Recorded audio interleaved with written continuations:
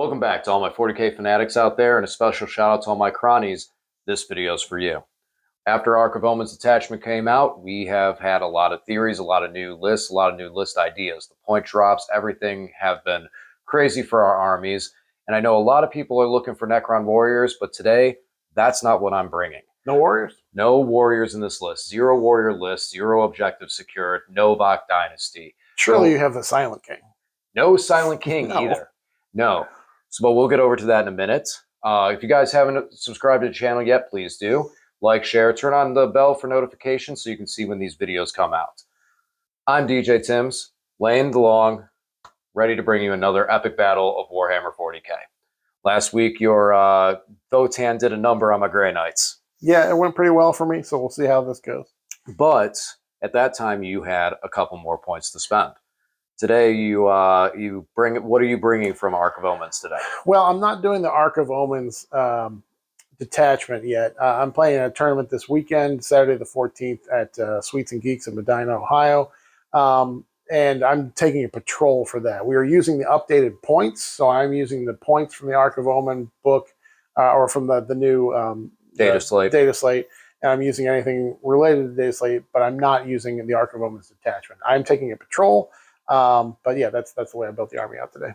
Awesome. And now, I mean, if this works out well, you could slot it into the new detachment anyways. Yeah, I mean, I would just probably drop the one squad of infantry I have and put more of the Pioneer jet bikes in. That's the only change I'll make right now. I am using the new Ark of Omens detachment and the new points. Unfortunately, none of the units I'm using today had any point decrease. Not a single one did. But, you know, that's going to happen. I mean, Necrons, we weren't in a bad position. Also with the secondaries, I'm going to be trying out some of the new ones. So my army is completely everything of Ark of Omens and what we're looking for in the future. That being said, speaking of the future, let's go take a look at your list. Let's do it. Okay, like I said, this is a patrol detachment. This is a League of Votann army. This is the Ymir conglomerate.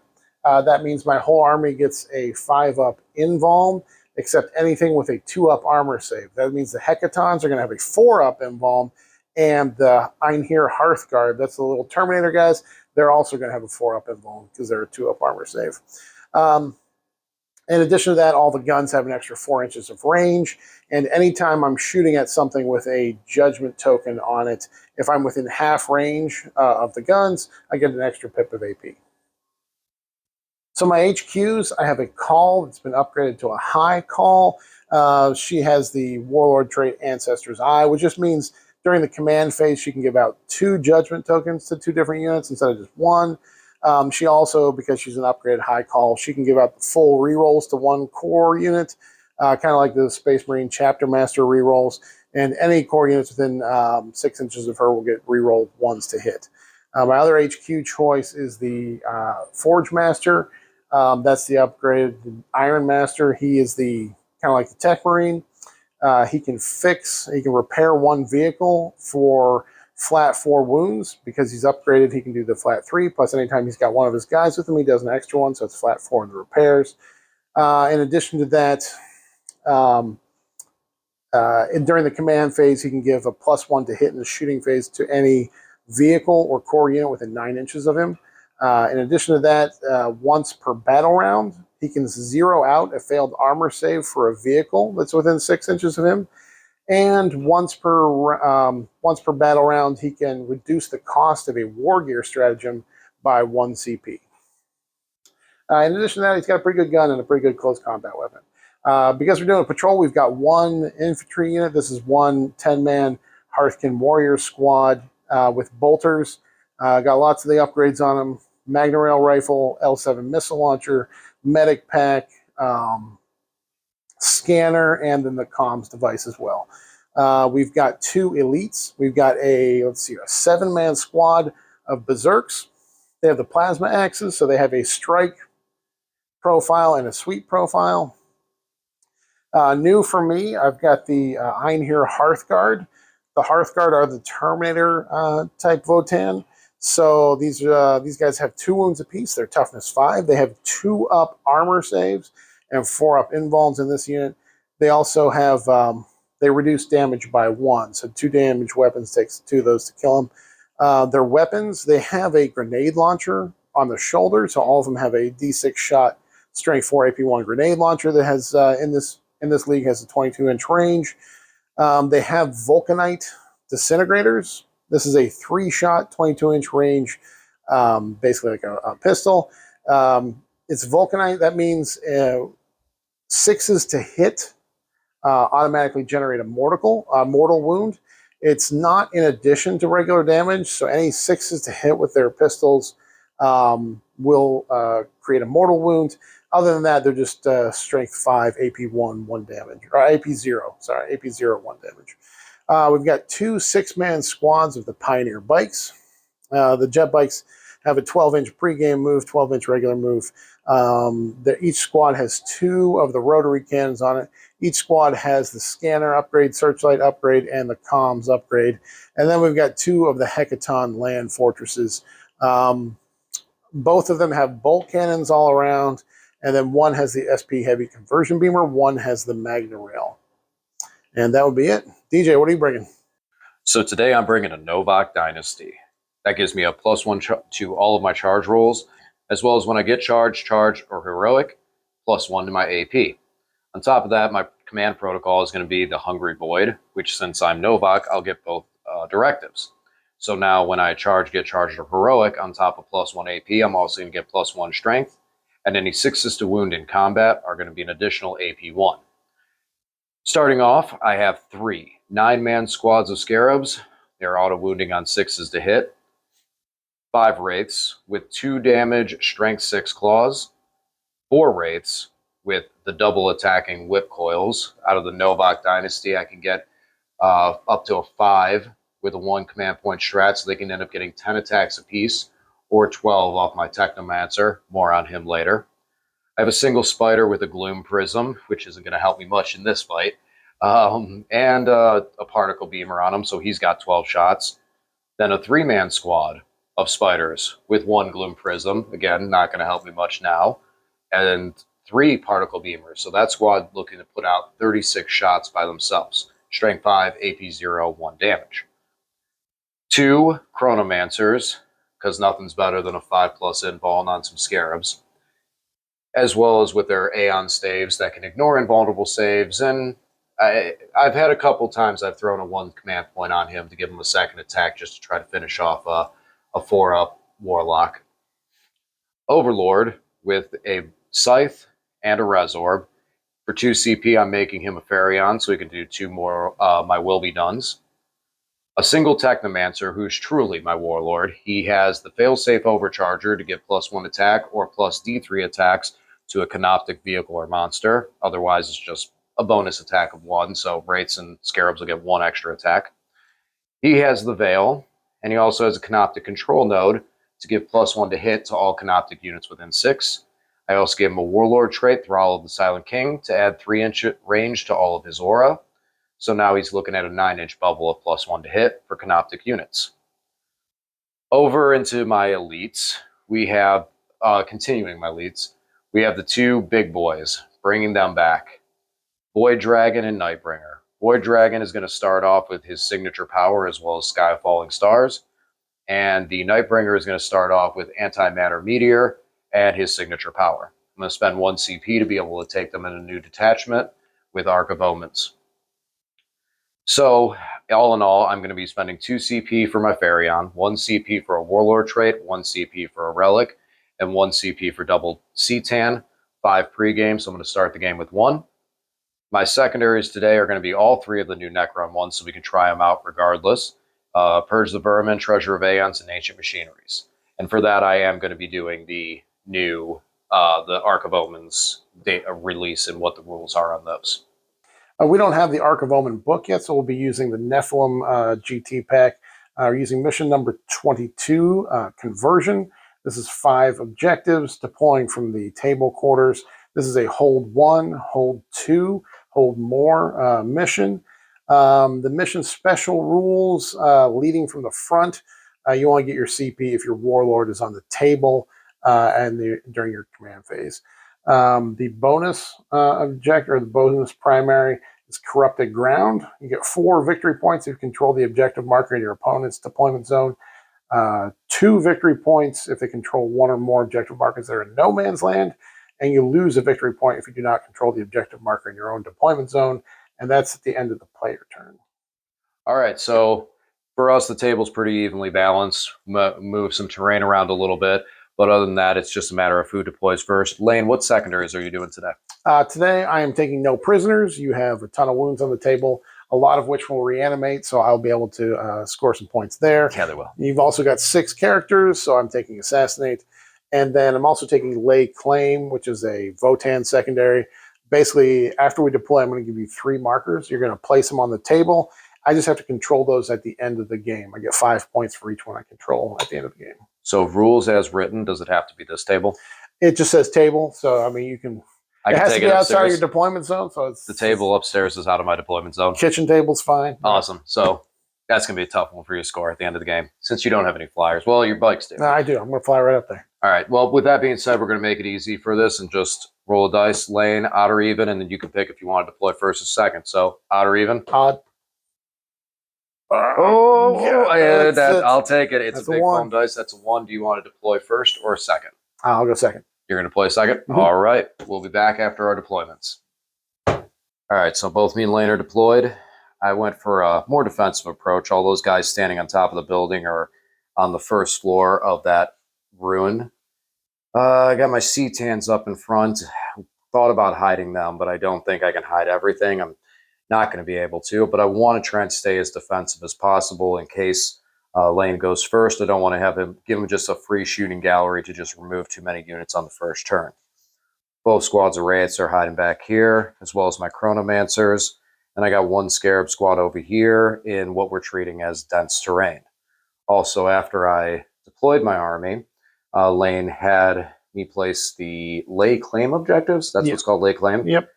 So what I would try to do is I place them across the middle for this mission. This is something I'm trying out, where the 2 on the sides, I put just over 3 inches away from the dense terrain.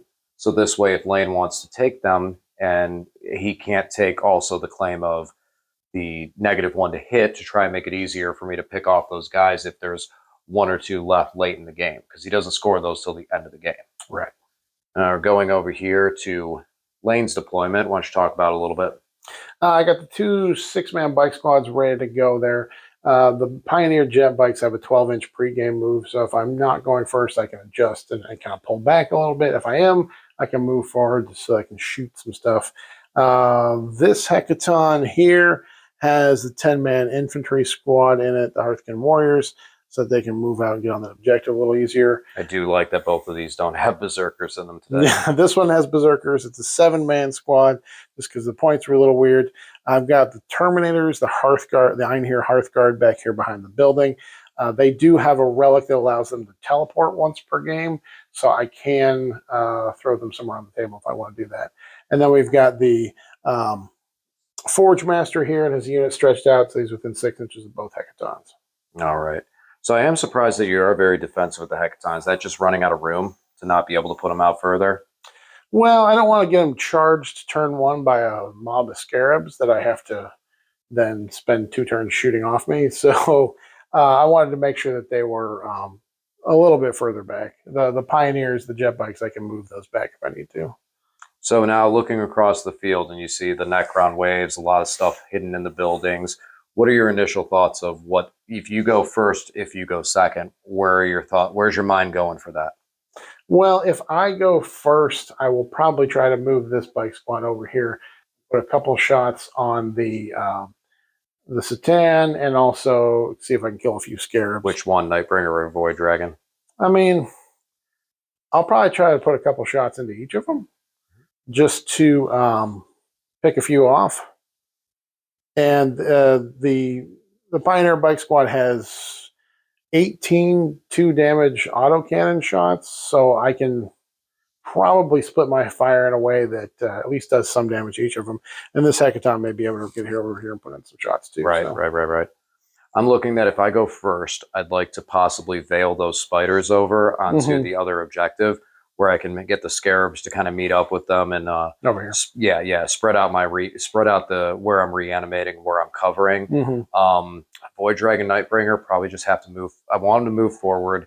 Might have to sacrifice a turn where they have to just kind of hide behind a wall and exist. But I'd like to get them up closer to the terrain so at least they can force you to have to commit, because I'm not going to be able to charge you if I can't get you to come out of your corner. You have a lot of killing secondaries. So that's I think about all for that. Let's get over to the dice roll to see who goes first. All right, so the almighty dice roll to go first. Lane, what would you prefer? Probably second, because the lay claim objective is a little easier to score at the end of the game if I'm the last one to go. I can see that. I'd like to go first because I feel like I'm kind of crammed in there, and I feel I need to open up a little more and get some guys out there, and I don't have the pregame move, so that's how I feel with this. So let's see. Well, that's a little. Nope, that's on you. That's a little dwarf head. That is a 6. I mean, that is a 6 on there. So, yep, you'll be going first. We'll come back after Lane's movement phase. So we're about to go into Lane's movement phase, but real quick, tell us what you did.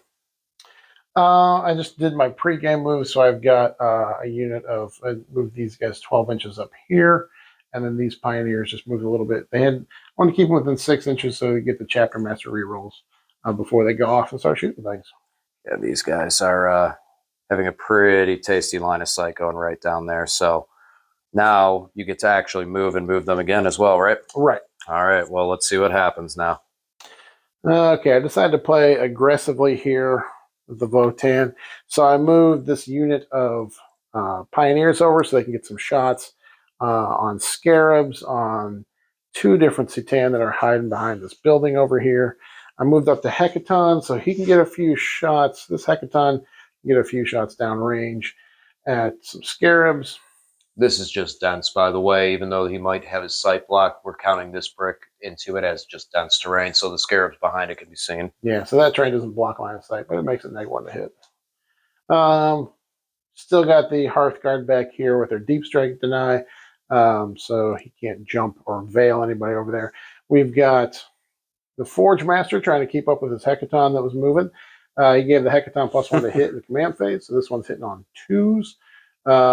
These guys, warriors, jumped out of the transport before it moved and advanced to get on the objective and in the building. Votan infantry have an automatic 3-inch advance. That's all the further they can go. And then this pioneer squad, the 6-man bike squad with the chapter master rerolls, moved up here to shoot some stuff. All right, so now with that being said, we're going to your shooting phase because you do not have a psychic phase. Correct. And where do you want to go first? Oh man, I don't know.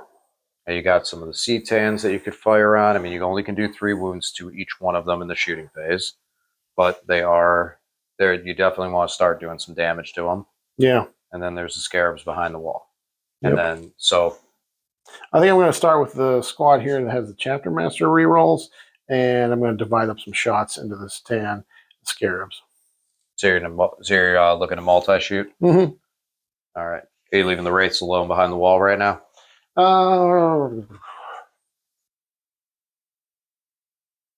So many decisions to make. Well, for the wraiths, you would only be able, looks like, to get these 3 guys right here. They're going to would be able to shoot them. So, and then that's, I think I'll hold off. The Hecaton there can shoot the wraiths. So I think I'm going to put everything into the scarabs and 1 C'tan. 1 C'tan. All right. So after looking at the numbers and doing a little bit of measurements, we looked over at the Hecaton, and he was not able to actually get these wraiths back here.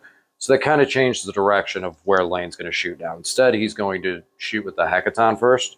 Yeah, I'm concerned about how you pull those scarabs there. So what I'm going to do is put the Magna Rail and the auto cannon into the, what's his name? The Void Dragon. Void Dragon, and then the bolt cannons are going to go into the scarabs. And then after I shoot that, then I'll shoot with this bike squad here. All right, let's go to the box and see how this looks. All right, Magna Rail into the Void Dragon. Hits. Yep. What's his toughness? 7. 7, so strength 14. So I just need a 2. That'll do. That'll do. It ignores the invuln. Yeah, it's AP4, ignoring ignore it. Boom. So there's his 3. And now moving on to the Scarabs. Then the Scarabs, so I've got a 6-shot autocannon going to the Scarabs. Again, hitting on 2s. A couple misses.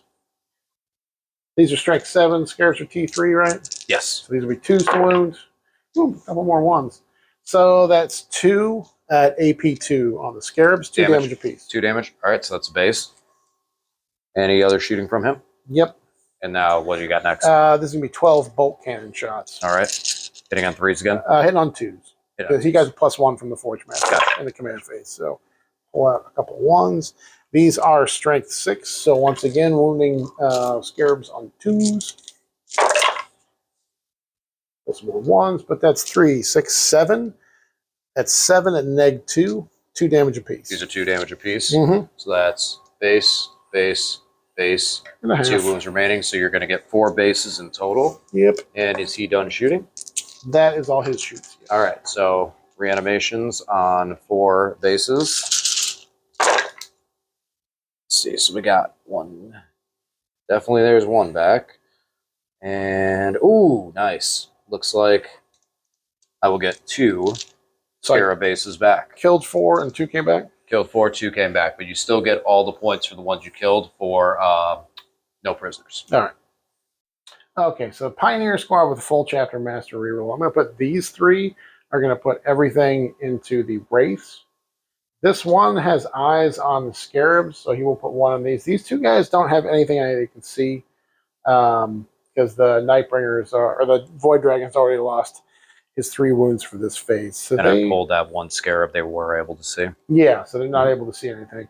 So we'll go from there. Okay, so you're going to do the rotary cannons and those guys into the Wraiths? Yeah, they are 3 wounds apiece, you said? Yes, they are 3 wounds apiece. All right, I'll just start with the auto cannons then. So each one has a 3-shot auto cannon. So that's 9 shots going into the Wraiths.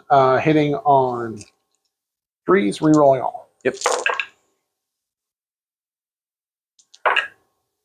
So all hit. Strength 7, T5, I'm guessing? T5, yeah. Okay, so 3s to wound you. All right, so you've got 6 at -1. All right, so 4 up invuln.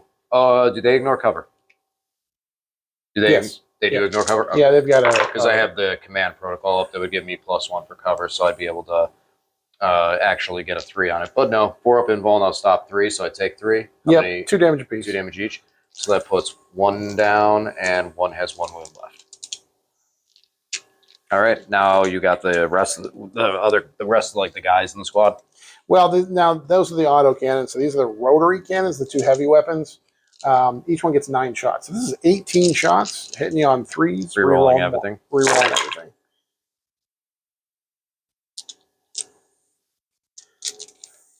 All hits.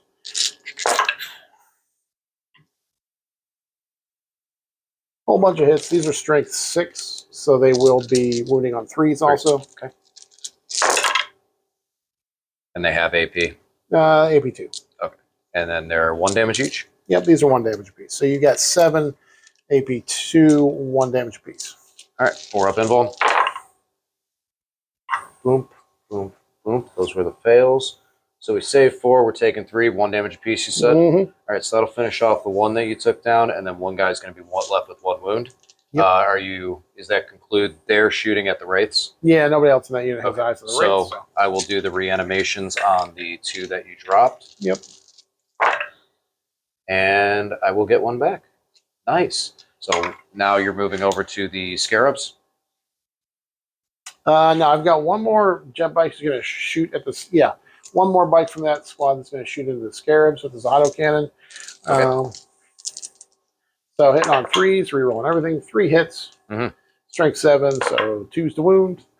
3 at -1. That's just going to go right through. It'll finish off the 1 base and leave a wound in the squad. So here's my reanimation for the 1 that you take down.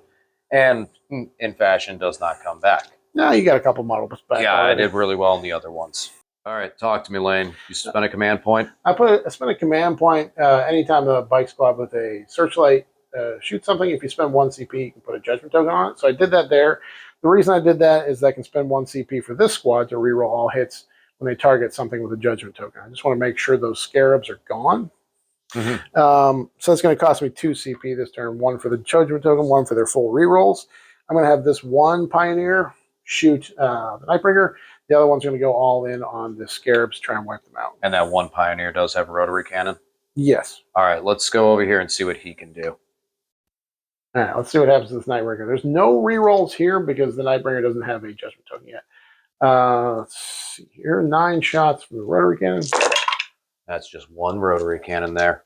One rotary cannon for 9 shots. Yeah, well, you get 1 for every 3 bites. Ooh, wow, only 3 hit full rerolls. You spent the command point for full rerolls. It only counts if you're targeting something with a Judgment Token. Oh, he doesn't okay, have it. okay. So I'll get him on the Scarabs, but not on him. No. What's his toughness? Toughness 7. Toughness 7. This is strength 6, so it'll be 5 to wound you. Those are 3 5s to wound you. AP2, I don't know if it matters. No, because I'm just going to be on the 4-up invuln.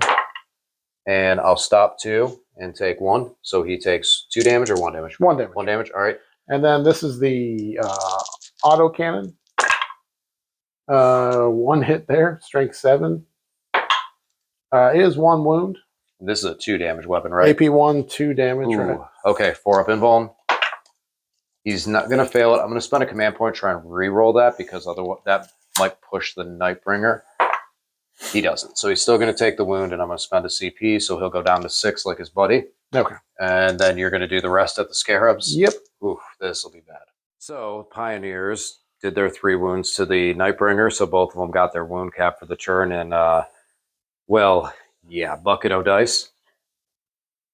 Yeah, full rerolls. Let me wipe out those Scarabs. Being that I went first, you weren't able to put up a 5-up invuln on them, Nope. which is what I was worried about. So I was able to wipe them fairly easily, but I think it did take the rerolls of the CP I spent. Last bit of shooting is I'm going to put this Hecaton here into the Scarabs down there. It's going to be -1 to hit because they're in the dense cover. I don't ignore that with the truck. So the SP conversion beamer up top is just within its 34-inch range. I roll 2 dice to hit. Each hit counts as 2 hits, though. So we'll see what I get here. I need 4s. That's a 4 and a 5, so that's 2 hits. So that counts as 4 hits. It's strength 8, so I'm going to need 2s to wound them. That's 4 wounds on them. AP3, flat 4 damage apiece. Wow, and that is AP, what was it? AP3. AP3, flat 4 damage, so that's 4 dead bases. That's 4 bases. All right. That was pretty lucky. And then I've got the bolt cannon, so this is 12 bolt cannon shots going on. Hitting on 4s. And this is where we get some misses. I got my hits. These bolt cannons are each strength, they're strength 6, so they're going to be 2s to wound. Okay, so 5 more wounds. AP2, 2 damage apiece. AP2, 2 damage. Mm-hmm. All right, so that means that's going to be a base, and then 2 wounds left in the squad. Do you have any more shots? No, that's it. So all it right, looks so like I picked up 6, 8? 6 and 6. 1, 2, 3, 4, 5, 6. Yeah, 6.5. 6.5. All right. Now I'll get my dice ready for reanimation. So rolled out the reanimation. I was able to get 2 Scarabs back out of the 6. And daisy chain them a little bit closer just to make sure that my spider back there can resurrect and get another guy back. Do you have any other shooting for the turn? I think I am done. I feel pretty good. I got 74 wounds on no prisoners already, so I've got 7 on no prisoners. So I feel good about that. And did a little bit of damage to the C10s. So they were both of them starting the process of bringing them down. Yeah, both of them got capped, and then took out 1 Wraith. I'll be able to bring him back. The Scarabs won't really need to test morale because technically you took 4 out for the squad, and a 6 will still put them at their 10, so they're good. Mm-hmm. Let's go over to your scoring. So lay claim, you don't score. Yeah, lay claim at the end of the game. I didn't assassinate anything yet. I get 7 points for no prisoners this turn due to 74 wounds, and I get 2 on the bonus primary. How many wounds? 74 wounds. 74 wounds in 1 turn. That's insane. Yeah, well, Scarabs without any kind of invuln on them yet were a pretty sweet target. Nice. So, and then the primary? Second primary, the bonus primary, I get 2 points for holding something in no man's land. Okay. All right, now we'll come back after my movement phase. All right, so I ended my movement phase and my command phase. The blue chips are the 5-up invuln that the Chronomancers give out. The green chips are the my will be done from the Overlord with Farion. and the black chip is for +1 attack from the Chronomancer failsafe overcharge. So I put that on these wraiths. I gave both the Scarab squads a 5-up invuln. Pushing this way, we're gonna try and see what damage we can do over here and see if we can't break this flank a little bit over here. And Mr. Nightbringer, he's a man on a mission. He is a man on a mission. I don't like the way he's looking at my Pioneers. So we're going to spend 1 command point to switch his Gaze of Death C-Tan power over to Sky of Falling Stars. Don't want to... The Gaze, I could pop off one of those bikes, but I really don't want to... Oh, I don't want to reduce my range a bit. But yeah, we're going to go over to the C-Tan powers. Void Dragon's going to throw his... the Voltaic Storm is going to go at the Hecaton. So that means, and because it's a vehicle, I could do D6 mortal wounds to it. So we're needing a 2 to make it happen. That's a 6, so it does affect it. Wrong time for a 6. So D6 mortal to it. So he's going to take 4 mortal wounds, and he's treated as half wounds for bracketing purposes. Okay. And then he's going to do his Sky of Falling Stars. He's going to target the Pioneers in front of him, the Pioneers to behind him, and the Hearthkin that are in the building, because it's 24-inch range and I don't need line of sight. So first Pioneers near him. That's a 1, so he'll do D3 mortal. 2 mortal wounds to the Pioneers. You don't have any defense to it, do you? No, feel no pain or anything. Okay. And then we'll do the second squad of Pioneers.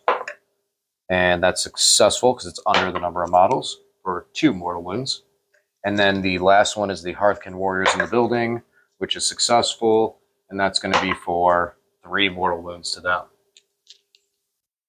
So dishing out some mortal wounds all over the place. Now we're going to go over to the Nightbringer. He can get the 2 Pioneer squads that he's going to hit with the Sky of Falling Stars. And then I'm going to throw a random Sky of Falling Stars at the Hecaton and see if I can hit it on a 1. And then his... I don't think I'm going to do... His other one is Antimatter Meteor, and I don't necessarily know I want to fling that. So first we'll do the Pioneers in front of him. Successful. D3 mortal. 2 mortal. The Pioneers away from him. Successful. D3 mortal. 1 mortal. And then the... looking for a 1 on the Hecaton. That's not a 1, so fails on the Hecaton. So I'm going to throw the Antimatter Meteor on these guys, and that's a 3, so it's just going to be a flat 3 mortal wounds. So that'll finish off this dude and leave a wound behind. Mm-hmm. All right, nice. So now, at the end of the C-Tan phase, took out 2 of the Pioneers. Why did you not pull... Oh, because those are your rotary cannons, aren't they? Yeah. Okay. So you want those for the Overwatch? Yeah, I haven't decided if I'm going to Overwatch there yet or not, but being able to pick up a couple wounds off him in the charge phase would be handy. That was a pretty good C-Tan phase. I was able to take... Did you pull the 3 Hearthkin out? I pulled the Thane, who has 2 wounds, and 1 other guy. Nice. And then I pulled one of the bikes. Got 1 bike here, and did 4 mortals to the Hecaton. From that down to 12. Yeah, from that nice little spear. That was nice. All right, so we're going to get over the shooting phase. Shooting phase is not going to be any... There's not really much. The only thing I have to shoot with is the Void Dragon is going to throw his spear at the Hecaton Land Fortress. So after remeasuring to make sure the Void Dragon actually is outside of range of the Hecaton for his spear, he threw it at the Pioneers and missed. Rolled a 1. So now we're going to go into the charge phase. First unit I'm going to declare a charge with is going to be the 4 Wraiths with Whip Coils are going to declare on the Pioneers. Any responses? And then while Lane's thinking about that, because after I'm going to then charge with the Wraiths that have the claws that do 2 damage and are higher strength, then next. So if he doesn't Overwatch now, he's not going to be able to Overwatch the guys with claws. If he does Overwatch now, the guy with claws are still going to be able to go in there with all 5 guys. Yeah. I think what I'm going to do, and you let me know if this is okay, because you're shooting. Well, no, I guess we didn't talk about it. I do have the reactive reprisal shot where I could have shot back at the the Void Dragon. Oh yeah, I would have not done that at all. But yeah, yeah. Gotcha. I That's something didn't remind you about that about. at the beginning of the game, so I don't think we're taking advantage of it. So Gotcha. I'm not going to Overwatch here. Even though I probably do appreciate it. more damage, I want to save the Overwatch over here for the Nightbringer. Yeah, because in that case, I would have not. The Void Dragon shot at them would have been worthless, so I wouldn't have even fired it just to get shot at. Right. So losing phase winning. Right. All right, so you're not going to actually Overwatch over here. You're going to I Overwatch. I can do more damage there, but I'm not. Yeah, I'm not going to. Yeah, Overwatching at the Nightbringer. Yeah. All right. So rolled out the charges. These wraiths get a 5, which goes to a 6 because of my Novak Dynasty. So they get in there, and then these guys, the second squad of wraiths, got a 6, which they get +1. So now they get a 7. So they also got in. And I did need those guys to make sure to bait him out there, because if I didn't have that second squad of wraiths, he could have just eliminated the 5-man and not even gotten charged. And speaking of Overwatch, now we're going to go over here to the Nightbringer, as he is declared on the Pioneers, and we're about to get some Overwatch shooting. I have no grudge tokens on me, so no special bonuses there. Yep, no rerolls or anything. So these are 12 autocannon shots. Just 2 hits. Strength 7, so he's going to be forced to wound you. I did get 2 wounds there, AP 1, so, and 2 damage apiece. 2 wounds. Oh, the AP don't matter. So you just said 2 wounds? Yep. Off the autocannon. Are these 1 damage or 2? 2 damage. 2? Sorry. And he'll take 1. And he'll save 1. So he's still got 1 wound left for you to do to cap him for this phase. And then these are the 2 rotary cannons. So 18 shots there. Only 2 hits. These are strength 6, so these would be 5s to wound. 2 Look wounds. at that. And that's it for your shooting on him, right? No, I got shotguns too. And he takes the 1, so it stops. All right, so now we'll just go and roll for the Nightbringer in his charge. That's a 10. That'll definitely get in there. Okay, so I'm going to do these 5 wraiths down here first. They are 4 attacks apiece base. I use the failsafe overcharge to take them up to 5 attacks apiece. And then I'm also going to spend 1 command point on the Novak strat to give them additional attack. So we're looking at 5 guys, 6 attacks apiece, hitting on 3s, wounding on 3s, because strength 6 will take me up to strength 7 with the Novak Dynasty. Looking for 3s to hit. Pull out of the 1s and 2s. Nothing giving any rerolls here. No rerolls over here. Nothing special. And that looks pretty good. And now we need 3s again. 3s again. All right. And then these are -2, -3. And then the 6s would be additional AP, but I think no matter what, I'm putting you on the embalm, right? Yeah, the Pioneers have a 4-up armor and a 5-up embalm, so as long as it's AP2 or better, it's all going to be on the embalm. Good. So we got 2, 4, 6, 8, 10, 12, 13 I'll just roll yours there. All right, 13 wounds. I'm looking for 5-ups. I'm actually just going to pull out the winners. 5. Okay. 5. Ooh, that's it. That was it for winners. So 1, 2, 3, 4, 5 bikes. That's all I have left. Nice. So Wraiths got him in 5 Wraiths got him in 1. Novak Dynasty does the work. I don't think that was really a question if they could do the combat damage. It is a combat dynasty, but it's nice to see when it rolls out that way. I felt that a couple times with some of like the orc armies that I've played. It's like not really doing the damage I'd like to see in combat with those things.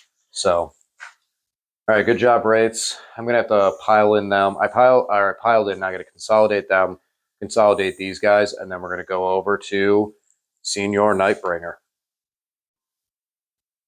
All right, so I consolidated with the Nightbringer, got a 10-inch charge. So he was able to jump and clear with a straight line, not going over the building. Clear these guys because he's got fly. Cleared over them into here, land over here, and then go and pile in 3. So now he's in the building to, if he makes it through this, hopefully make that Hecaton got to do work to get over here. So he's going to do his 6 big swings and hope that I can at least do 4 that pick 4 of them up. Feel no pain, no embalm, 2s to hit. So 1 misses, that's a good start. Strength 14, 2s to wound. Misses 1, look at that, 4. All right, so 4 go through, but these are D6 damage, right? Correct. So do the one first at a guy's time. got 2 wounds left. Yep. That'll kill him. And then now the next guy's got 3 wounds. Yep. All right, so that'll kill him. And now we got 2 guys with 4 wounds left, Yep. right? Correct. All right, first one takes 3. Oh, And then finishes. And then it takes 6. Bro, he is eating it hard. He is gone. Wait. Yes, if you do that pull him out of combat. Yep. You can't. Yeah. Consolidate. Yep. So now you're. Oh no, I can. Yes, I could. But if I do, that pulls me out of the If you do, it takes building. you out of cover. So. Right. So that's going to be where he's going to probably stay because I'd rather make your Hekaton have to do work to get over to him. I don't know. I'll think about that real quick. We'll get the score set up and come back with the score for my turn. Actually, while we're here, I'm just going to do leadership for him real quick. Oh, yeah, that's good. We lost 5 this turn. Leadership is 8. Yeah, that's true. Yeah, so it's well, that's a 1. That's a 1, so we're good. And no other leaderships. Those guys lost 2. Leadership is 7. I rolled 1 again, so we're delighted. All right, we'll come back to the score. Okay, so off camera, the Hekaton took 6 massive swings at the Wraith and missed all of them onto scoring. So finishing out the turn, Lane was able to put out a grudge token on the Scarabs because they're holding an objective. And then these Wraiths, since they killed a unit, also earned themselves a grudge token. And my scoring, I cannot score Purge the Vermin on turn 1 anymore per the new secondaries. Ancient Machineries was started by the Scarabs that are in the center, and it does not complete until my next command phase because they're not objective secured in this list. And I only hold that center one for Treasure of Aeon, so I'm going to get 2 on that. Plus, I will get 2 on the other mission primary, because I hold that objective in the center as well for holding an objective I didn't hold at the beginning of the battle round. So, not a bad turn 1. Hekaton's tied up. What do you feel? What are you feeling after that turn? You definitely did some damage. You picked up a bike squad. Well, mostly 2 bike squads. So I'm going to have to hurt you quite a bit. But I do have more objectives than you, so at least I'll get a 12 on primary. I'm just going to have to do a lot of work to do a lot more damage. Did the Wraith surprise you? I was surprised that 1 5-man squad was able to wipe all the bikes. I thought it would take both of them. I knew the bikes were gone. But they were pretty efficient. Just the 1 squad was able to do it by themselves. Yeah. Like I said, I was hoping that 1 or 2 bikes were left if that first swing, just to prevent you from consolidating into the Hekaton. Unfortunately, that didn't happen. So you're able to get in touch the Hekaton. Right. Especially with that squad too. Yeah, I really was. I was surprised that I'm not surprised. I was glad. I was glad to see that the Novak Dynasty did what the Novak Dynasty should do. That's what you built the Dynasty. List. Yes, you built the list to do that, and to be fast, to be hard to hit, and remove that target. So now we're going to get to Lane's movement phase, and we'll come back after he gets his guys in a better position. All right, so this lone surviving Pioneer Biker moved over a little bit so he can get shots on the Nightbringer, and if need be, make a charge. These Berserks jumped out of the Hekaton and moved up. They're going to have a 7-inch charge on him. They do get free rerolls in the charge, so hopefully we make it, but still a risk we won't. The Hekaton is lined up here, so in case that Pioneer doesn't take off the wounds in the fight phase or in the shooting phase, he can put his shots there, or he can put them down into the Scarabs, because we're really going to have to skill the Scarabs in this game. And the Berserks do not take the -2 from moving or charging through that. Correct. Votan do not take any penalties to movement, advance, or charging. Okay. Chapter Master moved over here, or the High Call. She did give the Chapter Master rerolls to the Hearthguard, the Terminators, and they teleported over here. They can do that once per game with the relic they have, so they can get some shots. These guys moved upstairs, so they can also do some shooting. Forge Master moved over a little bit so he could repair the Hekaton to full. I did spend 1 CP in my command phase to make him function at top bracket. Void Dragon's lovely C-Tan power. Yeah, I don't know if it's lovely, but and then he can put a few shots down into maybe taking out a Wraith there as well. High Call's got us up to 2 grudge on these guys, and then 1 over here. Yeah, High Call passed out some grudge tokens in the command phase. The Hekaton stayed in combat. Yeah, Hekaton stayed there. It's going to shoot the bolt cannons. are not heavy, so they will be hitting on 2s in combat. And the Magna Rail and the autocannon will be hitting on 3s. So I've got a good chance of killing most of them. All right. Where would you like to start with? I guess we'll start over here with the Nightbringer. All right. Here didn't do too well, but the Hackathon was able to put an autocannon into him to finish off and actually get them down to 1 wound. So Nightbringer's left with 1 wound. And what are we doing with the rest of the Hackathon's guns? Going into the Scarabs there, see if we can. And what type of guns are we looking at? So first is the SP Conversion Beamer. This is the one that's flat 4 damage. 2 shots because I'm more than 15 inches away. Each hit counts as 2, but hitting on 3s. 2 hits, so that counts as 4 hits. Strength 8, so 2s to wound you. Well, 3 at -3. Okay, and I will be getting invulns on this. So 3, you said? Yep, these are flat 4 damage. Okay. 5 up invulns. I will stop 1, so you got 2 dead scarabs so far. Yep. And then we've got 12 bolt cannon shots going into them. Hitting on 3s. Oh, 6 is auto wound. Yes, because I'm not going to grudge token on me. Yep. And then these will be 2s to wound. Okay, so that is 8. This is 8 at -2, 2 damage apiece. All right, let's. So we picked up 3. Picked up 2, right? You picked up 2. All right, so we got 8 saves, 5 up invulns. Ooh, only 1, and they're 2 damage apiece. 2 apiece. So 1, 2, 3 dead and wounds. So 3, so a total of 5. Yep. Any more shots? Not from that unit. All right, so we got 5 reanimations.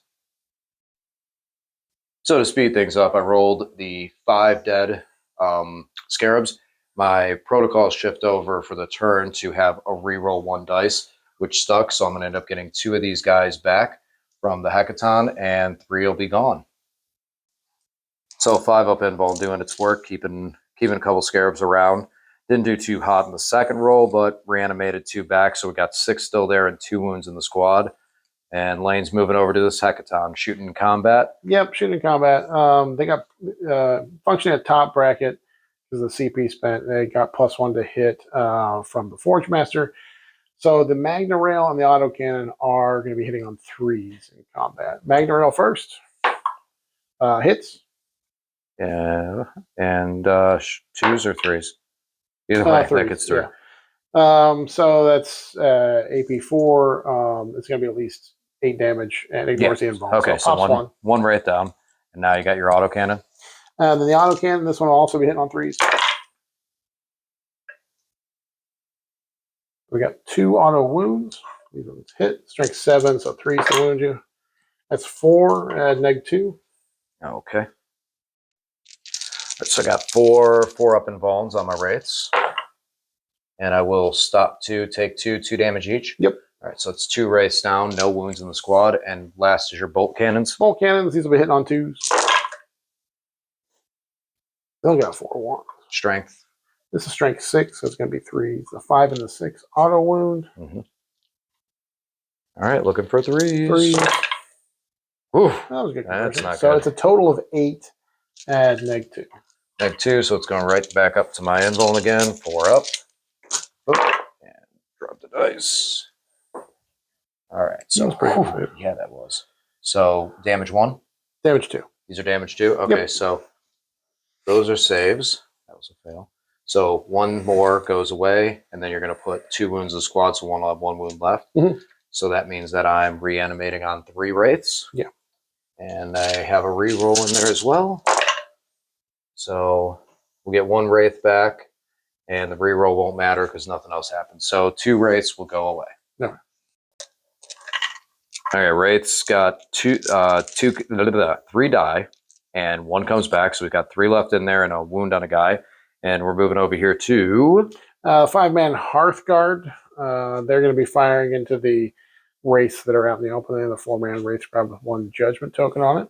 First, going to use the Vulcanite Disintegrators. These are the ones that do mortals on 6s to hit. I got full Chapter Master rerolls. This time, these guys are actually on the top of the building. I know a lot of times we say, if they're on the first floor or not. This time, all these guys are on the top floor. Yep. Both squads are up top there, so they can shoot. Now, the Hearthkin Warriors have options. They can go at those wraiths, or they can go at the scarabs, or they can go at the Void Dragon from this angle. Yeah. I'm going to see what they do here. Right. So let's start with the Hearthguard. Gets how many shots is it? Each one gets 3, so it's going to be 15 shots for the 5 of them. 6 is to hit are mortals.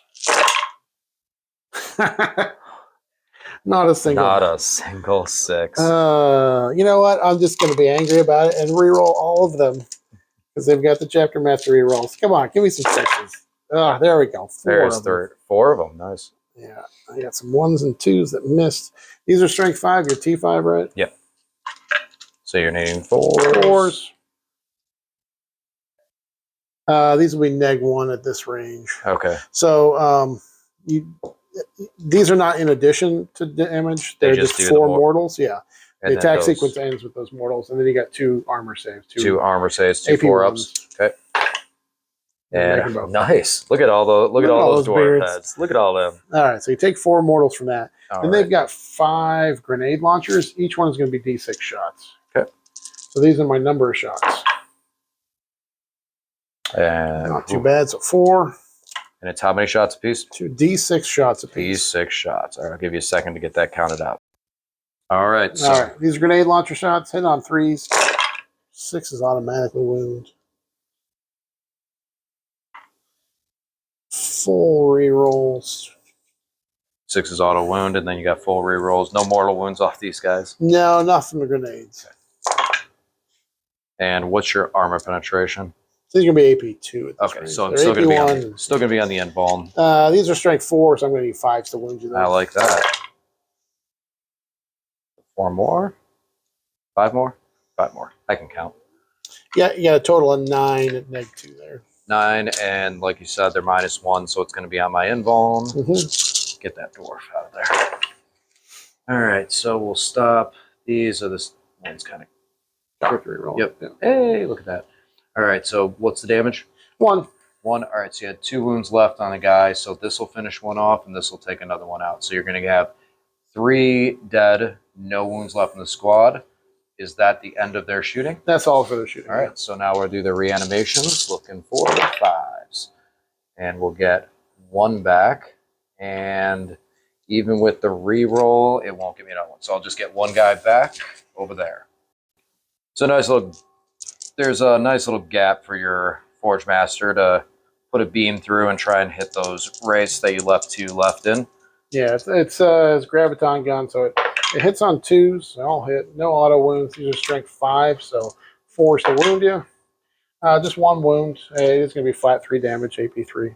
AP3? Yep. Saves it. Okay. All right. So what else we got? We got these Hearthkin warriors up here. Yeah, I want to take wounds off the Void Dragon.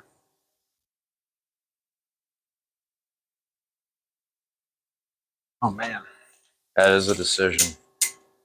We'll pause for a moment while I'll let you look at the table and decide what you want to do. All right, I'm going to put everything from those Hearthkin warriors into the wraiths. I'd like to take some wounds off the Void Dragon, but I really just need to eliminate one of your assets, making things kind of difficult for me. So this is going to be quite a bit of shots, right? Yeah, well, I'm going to start with the Magna Rail. It hits. It's strength 9, so I need 3 wounds.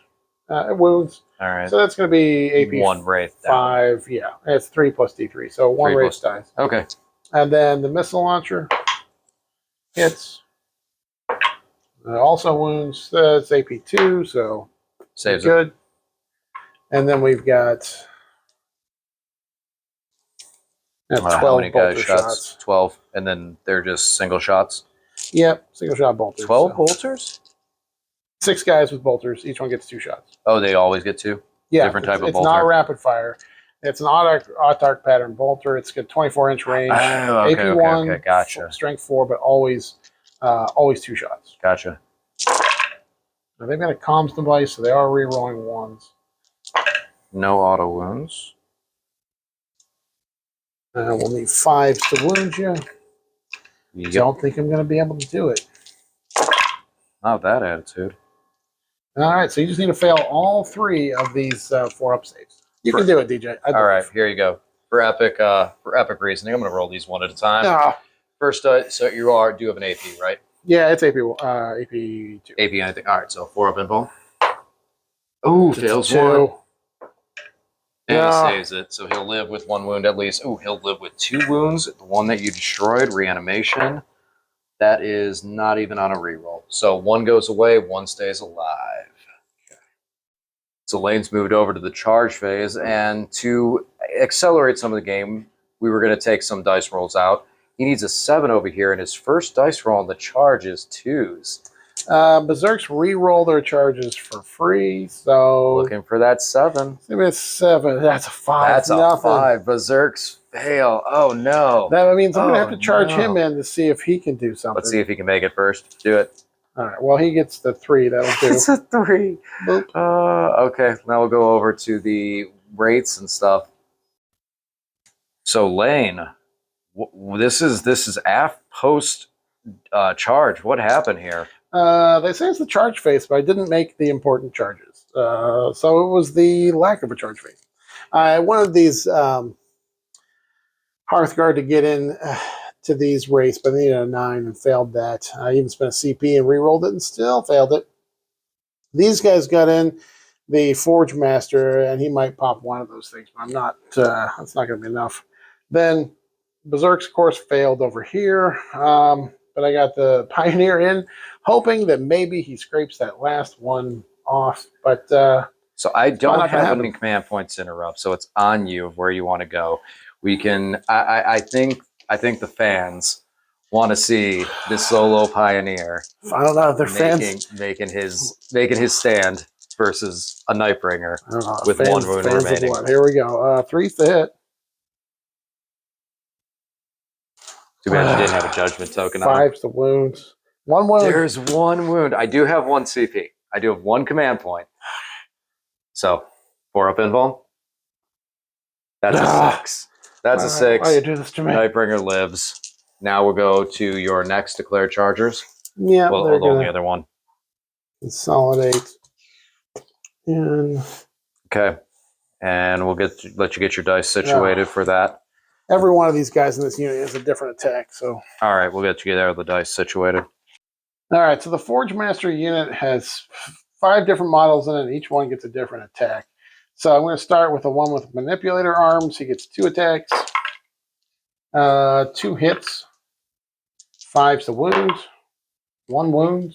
No AP on this. No AP, so he'll get a 3 up. Saves it. 1, just bonk him with his head. Hits. Mm. Doesn't automatically wound because I don't think they get the thing. It does wound though. AP. Nothing. All right, so saves it because he's 3 up. Okay, and then one guy has a plasma cutter. Oh wait, the other guy gets 2 attacks, 1 hit, no wounds. Plasma cutter misses, and then 3 swings with a graviton hammer. We get 1 auto wound, and these are going to be strength 5s, so 4's to wounds. 2 wounds. These are AP 3, Yep. 3 damage apiece. So 4 up invuln. 1 crushes the guy with 1 wound left, and then I will save the second one. So Yeah. 1 goes away. You're done with their attacks. Reanimation on the guy that died, and he doesn't come back. Not even on the reroll. All right. So I think that moves to the end of it. This attack phase, fight phase for you. Yeah. All right. Swing back. We'll get ready. We'll just go right into the Wraiths. So the Wraiths have 4 attacks apiece because I'm still under the failsafe overcharge. So we'll go with those 2 left. I don't have, because I got the, no, I got the 4 attacks. I got 5 attacks. They're 4 attacks base. So I got 5 attacks with the failsafe overcharge. Yep. Yeah. So 3s. And I'm attacking the Hecaton. Yeah, I don't think you can't move over to the... No. And that guy was woundy out. So I need 3s to hit because of my will be done. And then I need 5s. Because I got charged. I'm at strength 7, but still 5s, yeah. So 3. -2, I got charged, so it goes -3. So AP 3. AP 3, it's 4 ups. 2 damage. 1 goes through, 2 damage, but can't you ignore it? Yeah, because I have the Forge Master there, I ignore the first failed armor save per battle round. Or I can ignore 1. How much damage are these? 2 damage. Does it cost you anything too? I mean, that's basically it. You might as well just ignore it and move on. But it's per battle round. And I went first. Right. And if the Void Dragon gets in and swings on him, he does more damage. So I'm just going to take it here. Okay. So I take the 2. I gotcha. That makes and sense. then I guess the Nightbringer gets to wreck a bike. Yes, he does. He's just going to do his 6 big swings. We're just going to call this an easy day. Make sure that I finish that guy I off. believe that you could roll all 1s. Yeah, no, all hit. Looking for 2s again. Okay, this is where I was talking about the 1s. I meant the wound. 1-1 with 2 1s. Okay, so goes right through on you because you don't get an invuln. And Okay, yeah, he takes 6, 11, 12, 13, 14, 15, 16. 16 damage. Your point is made. Nightbringer. Okay, end of my turn. Didn't do as much as I wanted this turn. Both of these Wraith squads are still on the table. But I did get 44 wounds killed for no prisoners, so 4 points for no prisoners this turn. So I should wrap that up next turn. No assassinates. The lay claims at the end of the game. So that kind of puts us where we're at right now. 2 bonus points for holding something in no man's land at the end of my turn. What's nice is with the Nightbringer killing, that will actually give me the 12 on primary to start out my turn. So we'll come back after my movement phase and a possible resurrection orb. Beginning my command phase, the first thing I'm going to do is I'm going to actually try and resurrect some wraiths with my resurrection orb. All right, so I got 3 of them actually dead from that squad. So this is where I get the 1 free reroll this turn. So the resurrection orb, how does this work? It works on any core unit? Any core unit, okay. yes. For some reason, actually just any Necron unit because I could use it on Scarab if I wanted. So I need, this is not the relic one, so I still need the 5s, and the reroll won't matter. I'm going to get one of them back. And now since I got 1 back, I will then use the Technomancer who is behind him to then put another model back. And then I'll start my movement phase. Finishing off my command phase and movement phase, I was able to bring 1 Wraith back to this 3-man over here, or the whip coils, and then I used the Technomancer to put a 3rd back. They daisy chained up, putting the guys in front of each other, 2 inches for the first ability, 2 inches for the second, so I could get them all the way over there. These guys have a +1 to hit from my Will Be Done, as well as +1 attack this round from the failsafe overcharge. Boy Dragons looking at that hackathon. The Wraiths fell back because Wraiths can fall back and charge inherently. I decided to use the Veil on the Spiders, and they have my Will Be Done because they are core. These 2 guys are hanging back, hiding on the bottom floor of the building. These Scarabs over here moved up to start Ancient Machineries on Objective Marker 3, while these Scarabs in the middle moved to needing a 3-inch charge because of the +1 for my Dynasty traits to charge on the Berserkers, and the Nightbringer with 2 wounds remaining is going to see what he can do that hackathon before he leaves. So I think we're going to get over to the Cetan phase. So we're going to start with the Nightbringer. He's going to do his Gaze of Death at the hackathon, but first we're going to do Sky Falling Stars on the only 2 legal targets, or targets within range, the Berserkers and the hackathon. So Berserkers first, 3, they'll take D3 mortal, so they're going to end up taking 3 mortal wound. They've got a 5-up, feel no pain. Yes, you do. Make 2 of them, so I just take 1 wound. Okay, and now the hackathon, I need a 1. That's not a 1. All right, so now the important one, Gaze of Death. So 3 dice, 4 ups, do a mortal wound, do D3 mortals. So Tozy. Oh, poor Nightbringer. That's a 1, a 3, and a 1. So we'll just go away from that. Well, Boy Dragon. Boy Dragon. He's been running tough. He's not going to roll 1s unless you want him to. I don't know how these work. No. I don't want him to roll 1. So we're going to start with his Sky of Falling Star is going to hit these guys, the Forge Master, the Hearthkin, and the Hearthguard. He is legal. The Sky Falling Stars, the Sky Falling Stars can technically target characters, but since the way the power works is you have to roll under the number of models left in the unit. Typically, targeting character, you'd have to roll a 1, so it's not the most advantageous power to use in this situation. Usually having a 5-man character squad is helpful for me, but in this case it is not. Oh, look at that. Oh, you rolled over the He number. fails. So now the Hearthkin. Hearthkin. 6 fails. 6 always fails. Okay. And then Hearthguard. 6. Oh my god. 3 6s in a row. You were talking about how great your last CTAN phase was. Right. And this is not. This is all bad. So now we're just going to go over Well, to 6s his... are bad. Yeah. So we'll do his Voltaic Storm. I believe that fails as well. So, wow. Nothing from the Void Dragon That this was round. Shocking. Whew, okay. To be clear, the entire CTAN phase, one mortal wound survived all through. All went through. Wow. I think we're gonna take a. No, it's not worth the command Do you point. need to take a nap or to go No. take a shower No. or something? How do you feel? I mean, a shower would be nice after that. That was super dirty, but it's okay. We're gonna go into the shooting phase, and while we're talking about him, let's have the Void Dragon just toss a spear at him. Yep. So that will hit on a 3, and it is needing 3s to wound. That's a fail. That's a 1. Can't reroll. Okay, so we're gonna get some dice rolled out. Next shooting is gonna be these spiders are gonna shoot at the Hearthkin Warriors, and then my lone spider in the middle is gonna shoot at the Berserkers. Sure.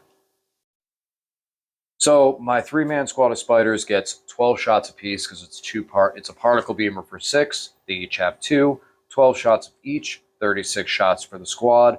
I rolled these through just to make it fast. They were hitting on 3s, wounding on 3s because of my will be done. In the end, I ended up with, what was it, 10? 2, 4, No, 14. 6, 8, 10. You got 14. 4, 4, and 6. Oh, it was 4, 4, and 6. Okay, Yeah, so there was 4 more in the original. So we got 14 wounds. And you're a 4-up save? 4-up armor. I am in cover, so I've got a 3-up cover save. Yeah, and I'm not going to ignore it this time. I could spend a command point, but you want to save I want to save it. I need that. Ooh, let's see here. So I fail. Looks like I failed 5.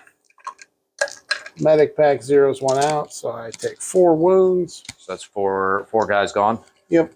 Nice. And then while he's doing that, I'm going to roll out my last spider, which is shooting at Berserkers. Berserkers are T5. So. Yep. Hitting on 4s because this guy does not have anything special to him. Mistake I made was I should have my will be done like him or something instead, because that Canoptek control node on my Technomancer would have kept the spider going. Those spiders get him +1 hit. So we got 5 wounds off that 1 spider into Berserk. Okay, they're 1 damage piece? Yep, 5 All up. Right, so I got a 5-up invuln. I make 3 of those, and then I get a 4-up feel no pain against 1 damage weapons. Which I failed both. So I take 2 wounds, 1 guy's dead, and 1 guy's got a wound. So not a very good shooting phase at all. Little disappointing CTAN and shooting phase. So we're gonna have to do some charges here. First thing I'm gonna do is, well, yeah, I'm gonna charge these scarabs in over here into the Berserkers. And then I think I'm going to charge those wraiths back into the Hecaton. The wraiths on top of the building, the 3-man, are going to charge into your Forge Master. Mm-hmm. And we're going to start there. Do you have any responses or Overwatch to any of those 3? I'm going to save my Overwatch for the Nightbringer. Hopefully we pick them up. I thought you were going to do that. So we're going to do this. Charge away, sir. Okay, so we'll roll through this because this I want to show you. This is how I'm going to play this. So the first declared charger is going to be the Scarabs onto the Berserks. Scarabs on the Berserks, I just need a 3. All right, so that passes on a 7. We'll move them in a second. I'm going to come over here, and the next one I'm going to declare is these Wraiths onto the Hecaton. They need anything but, well, pretty much that. Yeah. So they got a 7. That'll do. So we'll move them in a second there. With their 7... they will not be able to clear the Hecaton, so they're just going to go in front. Next, the Void Dragon is going to charge the Hecaton. Do this right here. That's a 7 as well, so he will get that charge. Wraiths are going to charge the Forge Master and his friends. Mm-hmm. That's a 7. Yep. Okay, is there any other numbers in this game? That'll be good. Now, well, when I needed a 7 to charge, I didn't get it. So now we're going to go over here, and I'm going to actually be a little crafty with this. Instead, the Void Dragon, Nightbringer is going to charge the Berserks. Okay. and he will get a 5, and he will be fine to get in there. Doesn't take the penalty for the... I don't believe he does, but even at the -2 would put him at a 5 would put him at a 3, and he's 4 inches away. Yeah, so he's good with that. So I'll make some moves, and we'll come back to our fight phase. All right, so I'm going to start with the Nightbringer because there's a good chance that he's going to die with the Berserks being able to fight on death. I think he's going to do his... See, if I do the 6 big swings, I can smack through them all real easy, but otherwise I need 2, and then he doesn't ignore the Endbalm. Yeah, we'll do the big swings just so I get past the Endbalm. So 6 attacks, all hit. Oh, nope, 1 missed. And then 2's to wound you. And 1 fails, so that's going to be 4 that are going to go right through and ignore your Endbalm, and as long D6 as... damage apiece? 2, yes. So, okay, well, draw them one at a time. Got to roll them one at a time. No, you do not get feel no pain against the Nightbringer. Oh, okay. Yep. So as long as I don't roll a 1. All right, 4 down. Another 4 of them will go away. And then you got 4 guys that can fight on death. Not all of them will be able to go in the Nightbringer, but you get quite a few of them. 3 of them will be able to go in. 3 in the Nightbringer and 1 in the Scarabs? Yeah. Okay. Okay, 3 of the dead Berserks are swinging into the Nightbringer. So they're going to be hitting them on 3s. 6s will auto wound. Yep, because I got a grudge token on me. And then your strength is... Strength 5 here, so it's going to be 5s to wound. Yep. And then I'll get my 4 up. It's possible I might not get this. Oh, that looks pretty good. That's probably enough. You still got 2 wounds, though. So yes. Let's see. That's 6 at -3, but you got your 4 up Endbalm, right? So. Right. And this, I'm not doing this for epic purposes. I'm doing this to be fair because I do have 2 CP. So yeah, I you could might want to reroll. So 4 up, saves 1, saves 2, fails 1, fails 2 with 2 remaining. You know what? I think that I need the CP for other things later on. So Nightbringer is going to go down. I will see if he explodes. He does. What do you mean explodes? Yeah. C10. Reality unveils. Okay, so the Scarabs will take 1 mortal wound. The Berserks will take 2 mortal wounds. And the Hecaton will take 3 mortal wounds. You deserve that, Hecaton. Berserks have a feel no pain, though, correct? Yeah. Okay. Here's a good question for you. Since the damage was being done by the Nightbringer... Oh, no, it's specifically melee attacks that he can't ignore the feel no pain. I passed both the feel no pains. It's a pair of 6s. But... So, Nightbringer's down, and we got 2 more Berserks left on the Scarabs. We're going to go over here to these Wraiths that are fighting the Forge Master, and I'm going to do a lot of attacks here. So I'm going to spend 1 command point on the Novak Dynasty buff, which is going to give them an additional +1 attack. Then they have +1 attack because of the failsafe overcharge from the Techomancer. Mm-hmm. So their 4 goes up to 5, their 5 now goes up to 6. They all have whip coils, so they double their attacks. And both of the abilities that I just mentioned add an attack to their attack profile. So we're looking at 12 attacks apiece on these 3 guys. Here comes 36 attacks with the Wraiths. All right, let's see how this looks. So we got 36 attacks with the Wraiths, hitting on 3s, no rerolls. I think I'm going to be fine. Yeah. Oh, you know what? There's a bunch of 1s. How many wounds do each of those little robot dudes have? So 3 of them are 1 wound. 1 little buddy has 2 wounds. And then I think the Forge Master himself maybe only has 3. Oh, wow. So no, he's got 4. What's the combined total? Combined, it's 4, 5, 6, 7, 8, 9. Okay. So now I'm strength 4 base. Then I get +1 strength because of my Novak Dynasty. So I'm strength 5, wounding on 3s? Yeah. And then I'm typically an AP 1 with this weapon. But since I charged, I'm now AP 2. And the 6s are going to be AP 3. Yeah, 5 up involved all around. It's just 5 up? Yeah, their armor save is only a 4 up anyway. So it would have been 1, 2, 3, 4, 5, 6, 7, 8, -3. So 8, 9, 10, 11, 12, 13, 14 wounds from the Wraiths. And you said just invulns all the way around? Mm-hmm. All right. You said 14? Yeah, and since they're 1 damage, just roll it and we'll divide it. No feel, no pains or anything there. Nope. 5 up invuln? Yeah, I'm gonna pull out the winners. There's a few of them in here, but not enough. It's gonna There's my 9. 3, 6, 9. Yep. There's my 9. Got him. And now for the main event. Void Dragon on the Hecaton. So first we'll do his 5 attacks, hitting on 2s. Nice. And then wounding on 3s. Ooh, 2 fails. So he is -5 or 4. I think he's putting on an invuln either way. You get the Armor of Contempt thing, right? So you do the old Armor of Contempt. So you do reduce it by 1. So you'd be on 6s if I'm a 4. Oh, Voidy, he is a -4. So you're reducing it to 3, so you're on 5s? Yeah, you're ignoring my invuln? No, not with him. Not with the Void Okay, Dragon. I've got a 4-up invuln. Oh, you do have 4 up. Oh, Hecatons okay. are 4 up. Then this meant nothing. Go ahead. So 4s. Make 2. How much damage apiece? D6. All right, so it's 2d6 And damage. let's see. Hold on. Each time an attack is made with this weapon that is allocated to a vehicle, it's D3 plus 3. So it's actually a little better. Okay. Because he's a vehicle. So, yeah, I'll just roll both. So we got a 3 and a 1. So you take 4. 6, you take 10. 10. Down to 4 wounds.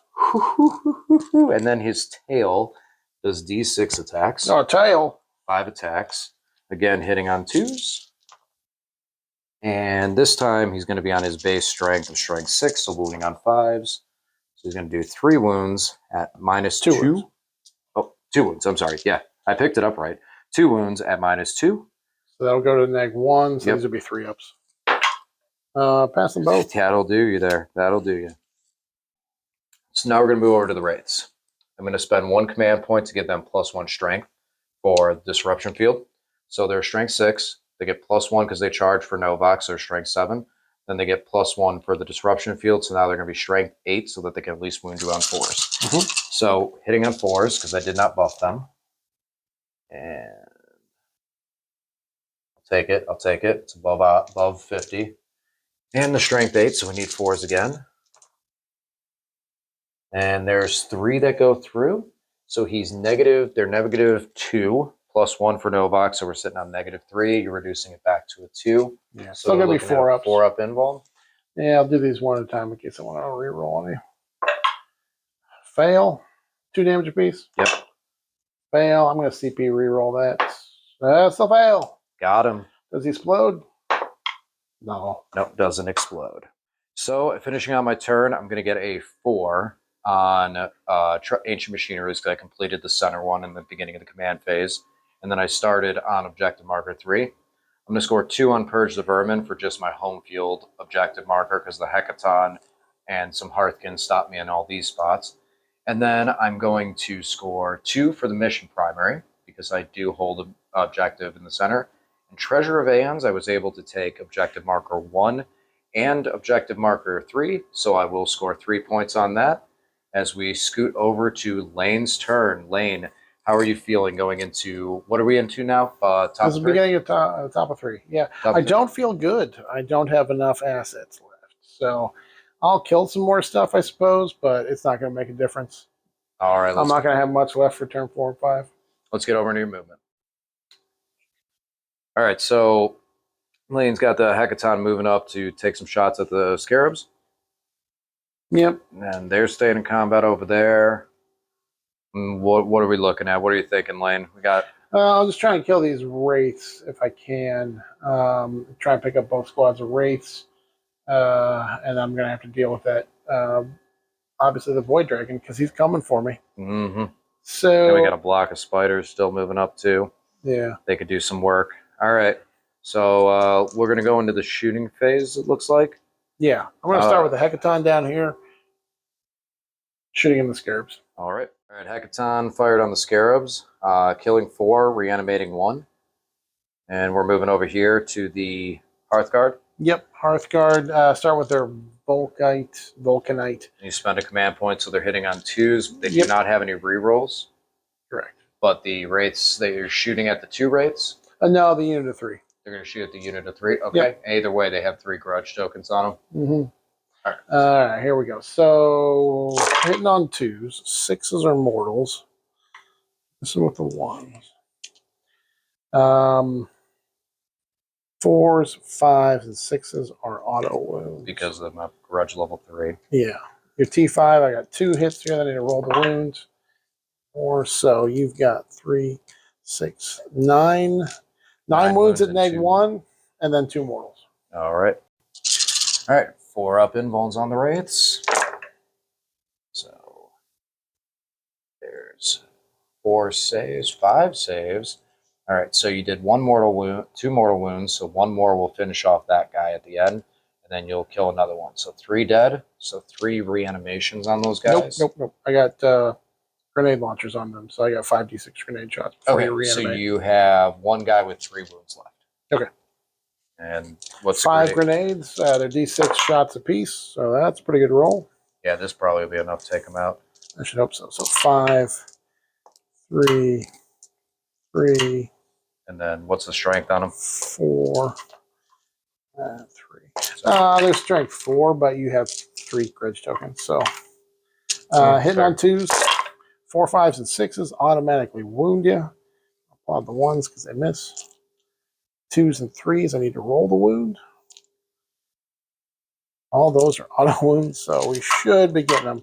These are rolling the wound up 2 more. So 2, 4, 6, 8, 10, 12, 13 auto wounds. Picked up Lane's dice, rolled them out, and neg 2, so all 4 ups. Boom, there's your 3. Got the wraiths, and that was big because had they not gone down, they were looking to come rush that call and take him out in the backfield. So 3-man wraiths are down. I think all that's left is the Hearthkin warriors up here, right? Mm-hmm. And they're probably shooting at 2 wraiths.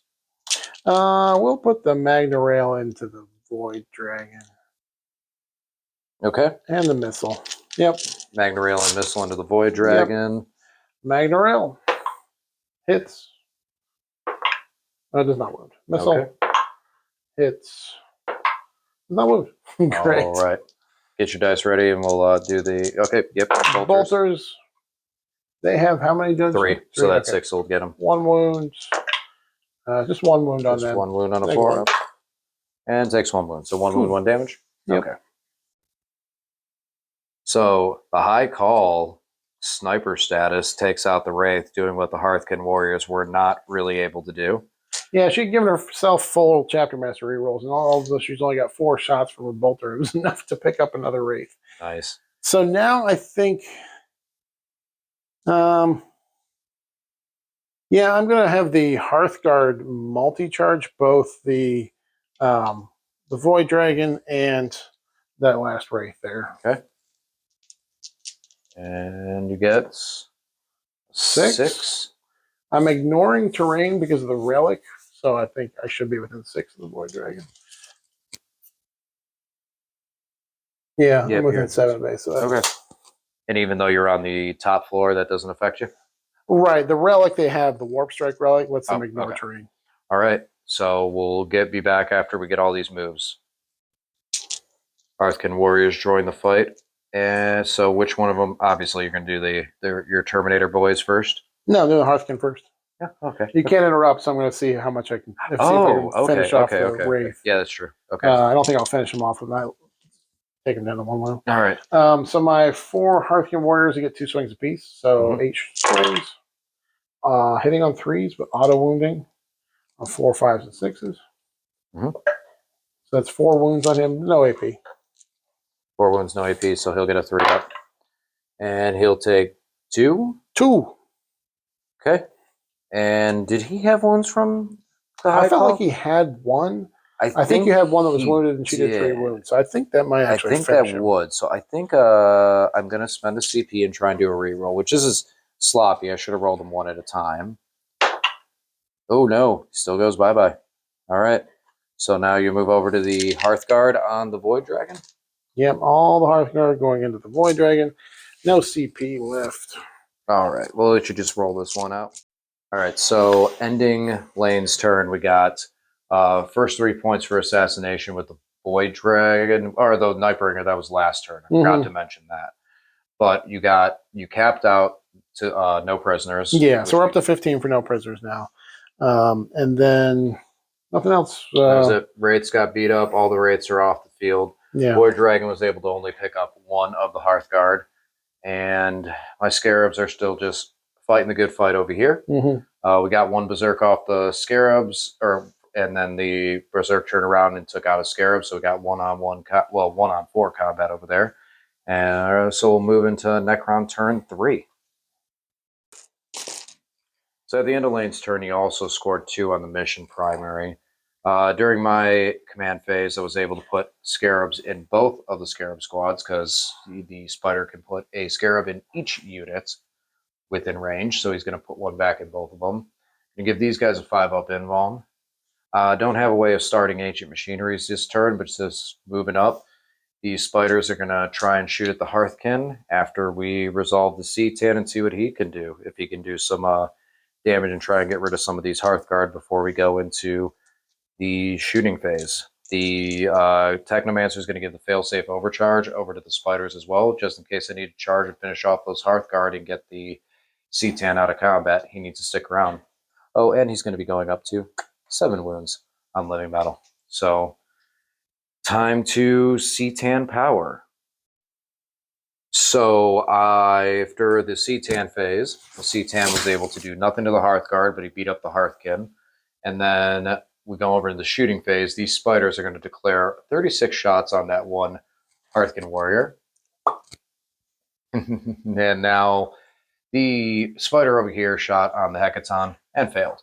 So now we're going to go into the charge phase, which is going to involve these spiders charging into the Hearthguard, and then doing brutal amount of attacks. So they are +1 to their charge, and they're getting a 9. So they're in combat, and we'll come back after the results work, because it is going to be 5 attacks apiece, and they have the Canoptek control buff, or the failsafe overcharge, which gives them an additional 3 attacks. So they're going to be 8 attacks apiece, hitting on 3s. So spiders were able to pick up 2 of the Hearthguard. They reduced the damage, which hurt for their 2 damage weapons. And then the Void Dragon finished the day. Over here, the Berserk picked up a Scarab that didn't reanimate, and then the Scarabs picked him up in return. So at the end of my turn, I will actually score 4 on Treasure of Aeons with the new point totals. I'm going to get 3 on Purge Vermin, because I kicked you out of that quarter. I will get the 4 on Ancient Machineries for the one that I completed at the beginning of this battle round. I didn't get to start one. And I will score 2 for holding a middle objective. So all that goes over is to your turn. Where's this Hecaton going? I mean, there's not really anything he can do. He can't take or hold any objectives. What he can do is kill that character to give me 3 more points for assassinate. That's about it. And honestly, okay, so where's he going to move? Is he going to move anywhere? He's not going to move on to the objective or anything? No, I wouldn't, because I can spend a command point and heroic you just for crap. Yeah. Well, I guess what's his invuln on that character? He is a 4-up invuln. So you're going to put some shots into them, maybe where you can try and pick up some Scarabs. Yeah, did they get the 5-up invuln this turn? They did get the 5-up invuln. The other 4 did not. Oh, these ones did not. Okay, yeah. So I'll put, how many wounds is he? Like 4? 5. Yeah, I'll put the bolt cannons here and the auto cannon and the conversion beamer there. See if we can get a character. Okay. Hecaton here. Just put a few shots in to basically kill this character, and then also wiped out. Killed him once, and then wiped out the 4 Scarabs over here. And my call threw some shots down. What did she do? Any wounds to him? Yeah, she did 1 wound to the Void Dragon. So he's at 6. That's it. Let's see what happens over here. DJ spent the CP to try and bring him back. It's a 4. Aww. He's up. So that will deny him that assassination points, because it is counted at the end of the turn, even though we tend to score it during the game. So the character is alive. End of your turn, you're already maxed out on 1 secondary. You didn't kill a character for your other secondary, and lay claim is at the end. Yep. You do not hold one at middle, so I'll go to my movement phase. So really quick turn. I was in my command phase. There wasn't really any buffs to give out. I give these guys, the spiders will get +1 or +D3 attacks, but it doesn't matter. They're going to go and complete ancient machineries because they are Canoptek units. The Void Dragon moved up and spent a command point to change Sky of Falling Stars over an anti-meteor matter meteor and blast the high call off the field. And these scarabs just are going to hang out on this objective, getting another one back from their spider friend in the middle. As the Chronomancer goes to hide behind a wall, I score a 12 on primary. I'm going to score 4 for Purge Vermin.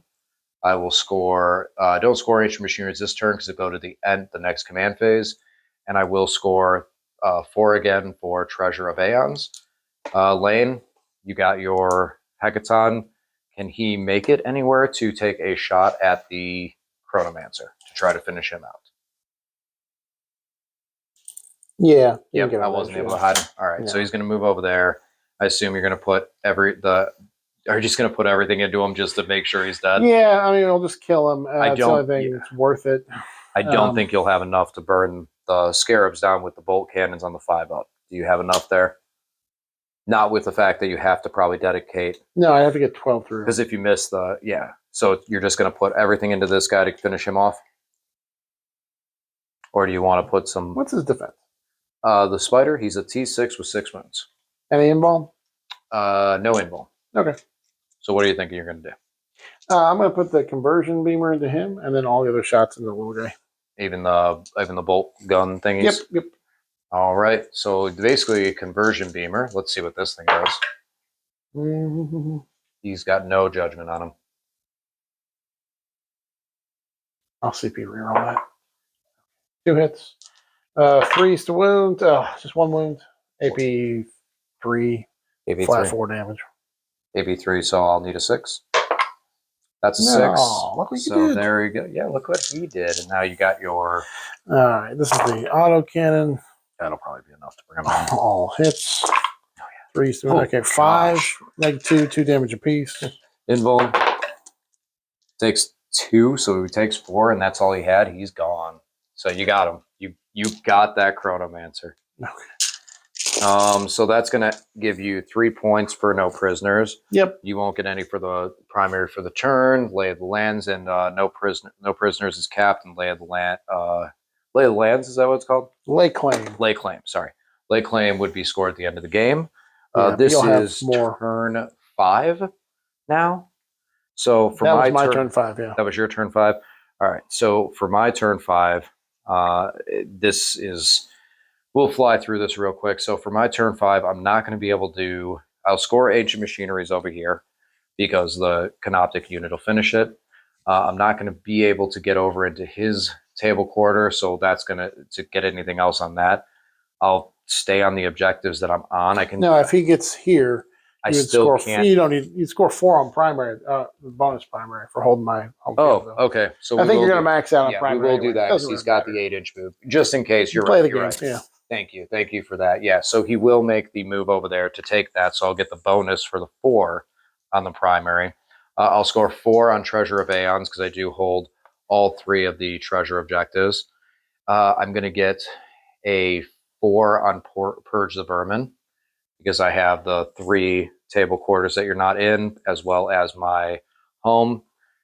And that's going to be, and I'll score just the 4 on Ancient Machineries for the one I completed at the end of the turn. And that's going to be the game. Final score, Necrons 95, Votan 61. Big win for the Necrons, especially coming off of losing our precious objectives secured and Eternal Conquerors and all the nerfs to all of poor Necron stuff. It feels like we can't even compete anymore. Right, totally. Well, I don't think if you change your list a little, it might work. So. No, it's still like Necrons were in a great position. Still, like the nerfs weren't that bad. What happened? We got to see that today. Little harsh with the Purge the Vermin, but I can understand why. Winning a dice roll and just scoring 4 points is tough. But Necrons, great performance on Novak Dynasty. Let's first start talk about the Votan. Mhm. And this game, you said you played a little more aggressive. You wanted to push a little bit early and try and bring the fight to me, knowing that I was going to probably try and bring the fight to you. So, how do you feel that? Did you feel that bit you in the butt, or was there some other factors coming into that? Well, when you've got 3 9-man scarab squads, it's pretty easy for you to overrun me and just swamp me down and bog me down, and so I'm not able to do anything. So I wanted to prevent that from happening. Sour pit. Yeah, I did kill a lot of scarabs turn one, so I was happy about that. But I exposed myself a little too much. And it's been a while since I played against Satan, and I haven't played against this version of your Necrons where they have the buffs in close combat. So The buffs to all my Canoptek units, right, not right, the right. C10. C10s Right, don't right. get any buffs. Yeah. Well, C10 didn't need the help because the Nightbringer was able to wipe most of that bike squad. I think took out 5 of my Pioneers in one squad, and then a 5-man Wraith squad wiped my another bike squad. So I think if I had maybe held back, someone would have made a longer game. We don't know if it would have been a better or closer game, but I would have had more assets later in the game. And that's really what it came down to. Is by the end of the game, you just had more left on the table than I did. Was there a point where you felt like, was there a point in the turns where you felt like that's when everything kind of teetered, where it was like this one unit died, and that was where it was like the pendulum is on the weights is going back and forth with it, and then once that one unit dies or one unit doesn't die, maybe a unit from the Necron army that you needed to die that didn't, that's where it teeters and that's where it goes. And now I start to snowball and lose more and more points. Yeah, like I said, you and I have played a lot of games with your Necrons. I think this is the first time I've really seen the 5-up invuln on the Scarab squads. It made it much more difficult to kill. For the Chronomancers, previously, if there's any AP on the weapon attacking them, they get no save. Now the 5-up invuln just totally changes the math, like in a huge way. So that definitely made it more difficult for me to. I thought I'd be able to clear one side of the table with a Nightbringer once the Nightbringer's gone. I still wasn't able to manage to do that. There's still scarabs left that were giving me problems. Yeah, that 5-up is tough. That 5-up does help them out a lot. Huge difference. Oh yeah. So with your choice in secondaries, those you still feel like that was the right choice in secondaries? I don't think no. Lake Clam, I got 0. That was the wrong choice. Well, I mean, okay, yes, but I could take erase the banners on the one in the middle and gotten 5 points. But that's kind of like a win more secondary. Like if you lose, if you're gonna lose and you lose, then you don't get those points. But if you win, you're able to do what Votan do, which they are able to table a lot of armies because it's just the sheer volume of attacks that they can put out there. If you can table somebody, then you don't have you score that easily. Now, but with the Satan and the involves you're able to give out, that's less likely to happen. Like you said when we were playing with Satan, if you take 2 of them, one of them is going to stick around to the end of the game. Right. It's hard to finish off 2 of them with those phase gaps. So. And I think the Void Dragon was sitting at 6 wounds at the end of the game. Might have been 7 wound area. So he was still like, it wasn't like he barely made it by. Like he actually made it by, and he didn't heal off the Hecaton. I was trying. But well, let's go to the very first dice roll of the game. You win the roll off to go first. Now looking at it, would you still have liked to go second? Oh yeah, I think going second would have been better. You would maybe you would have moved some things out so I had some more targets turn 1, and Lake Claim is a much better secondary if you go second. You're able to finish on the objectives. I still would have preferred to go second. Agreed. I would have. I still would have, and I honestly would have liked to go first. I think it would have given me a little bit more of a push on Purge the Vermin, even though I almost maxed that out. I'd still like to see that more of a push. And at the same time, like with the question of where did I notice, where was the point in time where I saw the game start to teeter? I think that was when I charged your Hecaton with the Void Dragon and the Wraiths finished it off. Had the Hecaton not gone down, and I've seen this so many times, you then spend 1 command point.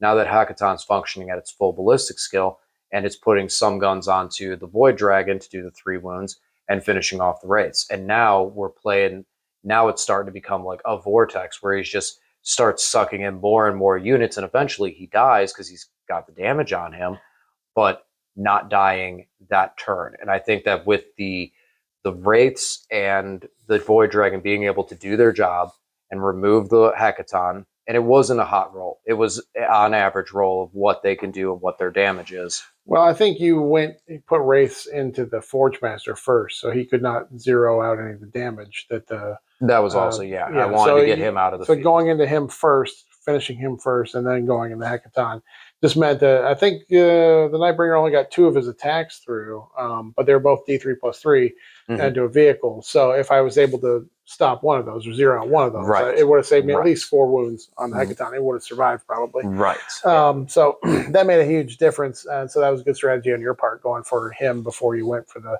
just that choosing that order of operations on who you attack first.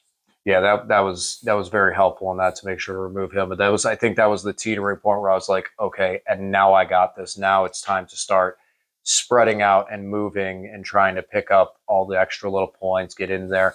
Don't know how I would have gotten your home field ancient machineries. Playing with the list a little more, I might test out some different secondaries in that situation to see how it would play out. But a 95, I'll take that. I'll take that. I'll take that twice on Sundays. Yep. So, Lane, it's always a pleasure. Thank you for a great game, guys. We'll talk to you again soon. If you haven't already, please subscribe to the channel, turn on notifications, like, share, and come back again. Thanks.